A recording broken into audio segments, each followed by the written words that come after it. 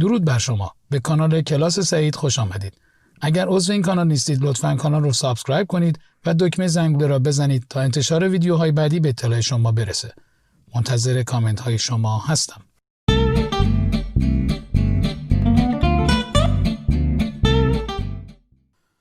درس 4 از کتاب English Vocabulary in Use از انتشارات کمبریج.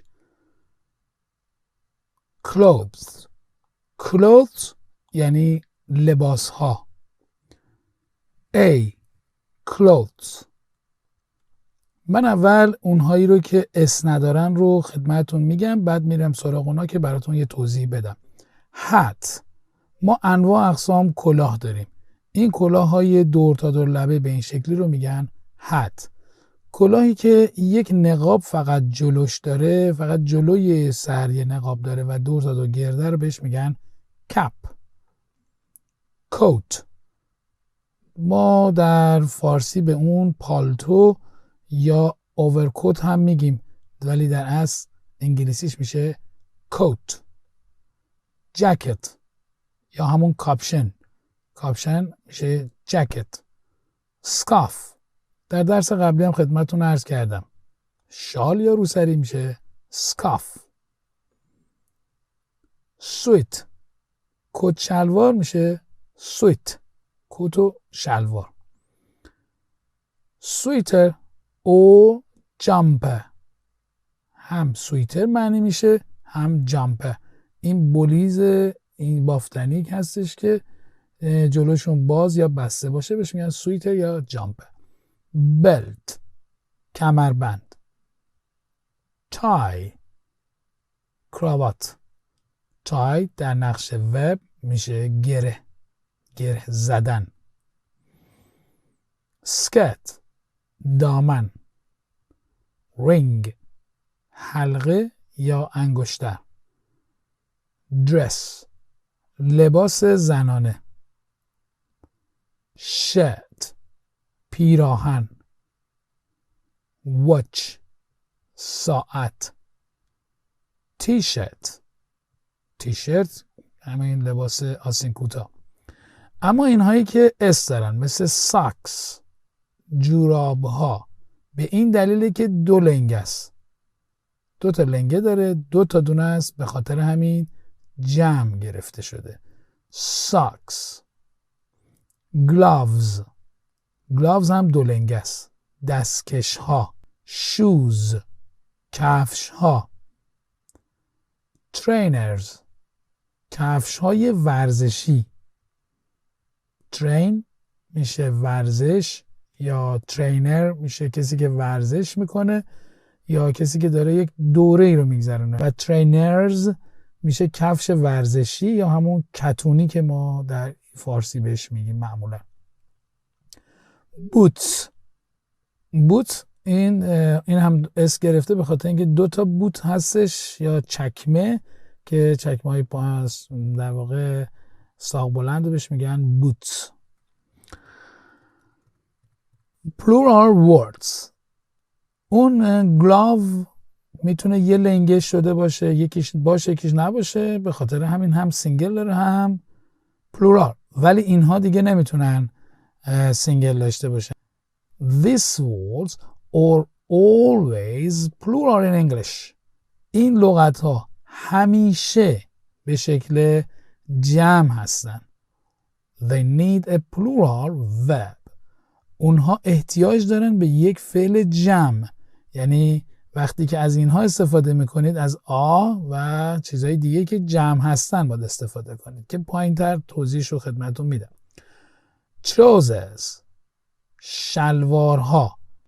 یادتون هست در روخانی کتاب مدرسه ها گفتیم که بچه های مدرسه‌ای در چین پنس پاشون میکنن. عرض کردم پنس میشه شلوار و در امریکن انگلیش هست و در بریتیش انگلیش به شلوار میگیم trousers چون 2 تا پاچه داره اس میگیره.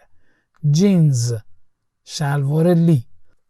شورتس شلوارک شلوار پاچه کوتاه.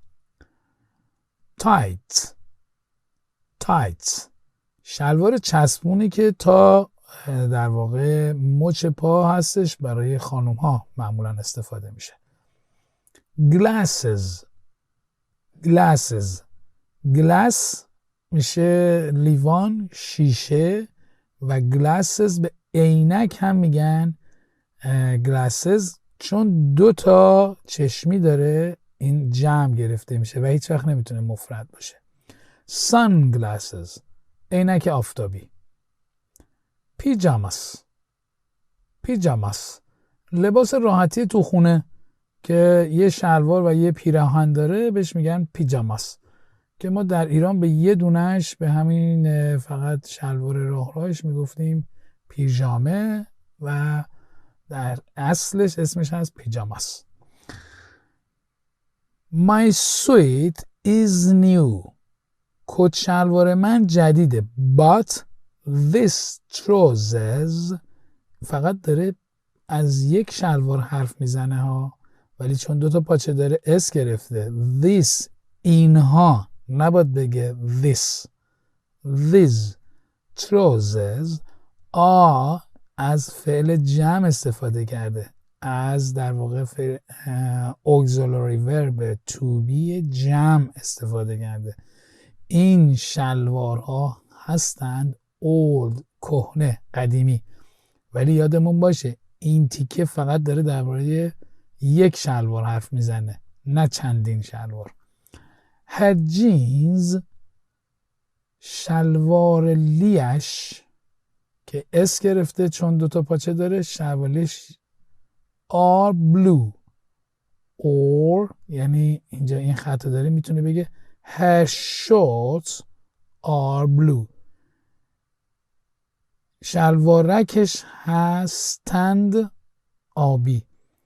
her tights are blue این شلوار چسبوناش هستند آبی. باز هم دارم تکرار میکنم، ببخشید که اینو دارم میگم، اینا هر کدومشون یه دونه است، این اسا به خاطر 2 پاچه بودنشونه. نوت دقت کنید و به خاطر بسپارید. you say شما میگویید a pair of trousers میگید یک جفت از شلوارها، یعنی یه دونه شلوار رو میگید یه جفت. a pair of shorts یه جفت شلوارک. a pair of glasses یک جفت عینک etc. و غیره. همه اینا رو میتونید با، اگه منظورتون یه دونه میخواید بگید، باید a pair of استفاده کنید، یک جفت از اونا. verbs افعال. you wear clothes but you carry things شما لباس ها رو میپوشید، همه چیزهای از ساعت، انگشتر، کمربند، همه اینها رو میپوشید. ما در انگلیسی نمیگیم کراوات بسته، میگیم wear tie. کراوات اینا رو همه رو میپوشید، اما اشیا مثل کیف دستی، چمدون، اینها رو حمل میکنید. you wear glasses شما عینک رو میپوشید، عینک ها رو میپوشید. Naomi is wearing a long blue coat. نئومی که این خانم هستش میگه که پوشیده است، بر تن دارد یک کت بلند آبی. She's carrying a suitcase and a handbag. او حمل میکند، در حال حمل کردن یک چمدان و یک کیف دستی است. You can also say Naomi has got a blue coat on. یه همچنین شما می توانید بگویید که نئومی دارد یک کت آبی بر تن، یک کت آبی داره. has got a blue coat on. has on یا has got on یک phrasal verb هستش، یک فعل عبارتی هست که ابجکتش a blue coat یا هر در واقع لباس دیگه ای رو میتونیم بین این دو قسمت بذاریم. دو تیکه شده. این در واقع خصوصیت فرزال وربا رو من یواش یواش دارم توی این سری ویدیوها میگم که وقتی رسیدیم به ویدیو فرزال ورب اونجا دیگه این لغتها و این اسما براتون آشنا باشه. You carry a bag and an umbrella. میگه شما حمل میکنید یک بگ یعنی یک کیف و یک umbrella یک چتر رو. an umbrella a bag به این an و a که article هستن خوب دقت کنید. In the morning you get dressed or put your clothes on. میگه در صبح شما get dressed میکنید، لباساتون رو میپوشید، لباس رو بر تن میکنید، یعنی دستتون میکنید تو آستین و دکمه ها رو میبندید. به این رفتار میگن get dressed or put your clothes on یا لباستون رو بر تن میکنید، میپوشید. دقت بفرمایید هم get dressed هم put on هر دوشون phrasal verb. اما phrasal verb ها در بعضی حالت ها میتونن یک آبجکت بین دو تیکهشون قرار بگیرن و اون phrasal verb از همدیگه جدا یا separate میشه. At night you get undressed. در شب get undressed میکنید، لباستون رو در میارید. Or you take your clothes off یا لباستون رو take off میکنید، درش میارید. take یعنی گرفتن، اما وقتی به شکل phrasal verb میاد و با off ترکیب میشه در موقعی که با لباس همراهه، در حالت لباس پوشیدن میشه لباس از تن در آوردن.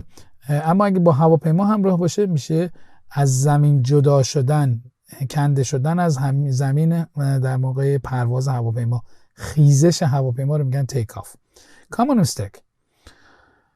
You put clothes on. شما لباس رو میپوشید but you take clothes off. اما لباس رو در میارید. پس take با off میاد و put با on میاد. نباید بگید put clothes off. tip. یک در واقع پیشنهاد. When you get dressed in the morning وقتی شما دارید لباس میپوشید در صبح say to yourself به خودتون بگید now I'm putting on my socks. دارم الان جورابامو میپوشم. اما این جمله رو باید انگلیسی بگید نه فارسی. Now I'm putting on my socks. Now I'm putting on my shoes. And so on. اینا رو تکرار کنید تا این کلمات putting on, put on, undress, get dressed یا take off براتون در ذهنتون کاملا جا بیفته. از اینکه تا انتهای ویدیو رو نگاه کردید از شما سپاسگزارم. اگر از اون خوشتون اومده لطفاً اون رو لایک کنید و اگر عضو کانال نیستید آن رو سابسکرایب کرده و دکمه زنگوله را بزنید. منتظر کامنت های شما هستم.